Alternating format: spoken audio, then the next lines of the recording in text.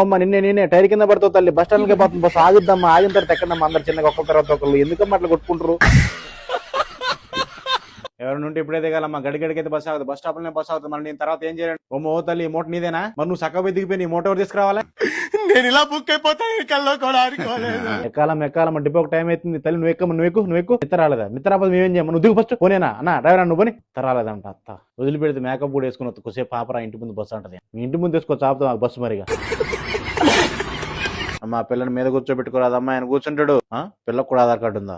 అమ్మ పాపం పాడు. కానీ ఈ ఫ్రీ బస్ ఏం కానీ మా పానాలు దోటానికి పెట్టినట్టే ఉంది ఫ్రీ బస్. ఏందమ్మా ఆధార్ కార్డు మనిషి వచ్చినావు? మరి నేనేం చేయనమ్మా? డబ్బులుది లేవు. లేకపోతే నన్నేం చేయమంటావు? మరి నువ్వు ఫస్ట్ బస్ దిగు. ఓ డ్రైవర్ అన్న నువ్వు బస్ ఆపనా? అయ్యా బస్ ఎక్కిన వాళ్ళందరూ 500 రూపాయల నోట్లు తీసుకొస్తే మీ చిల్లర యానం తీసుకురావాలయ్యా. అమ్మ ఈ ఆధార్ కార్డు నీది కాదు అమ్మా. ఏంది మిత్తదాని మీద నువ్వు ఎట్లా ఎక్కుతావు? మరి నీ ఆధార్ కార్డు తెప్ప ఇంటికాడ మనిషి వచ్చినావు. అమ్మ జీవితం మమ్మల్ని చంపడానికే పుట్టిరిందమ్మ మీరు.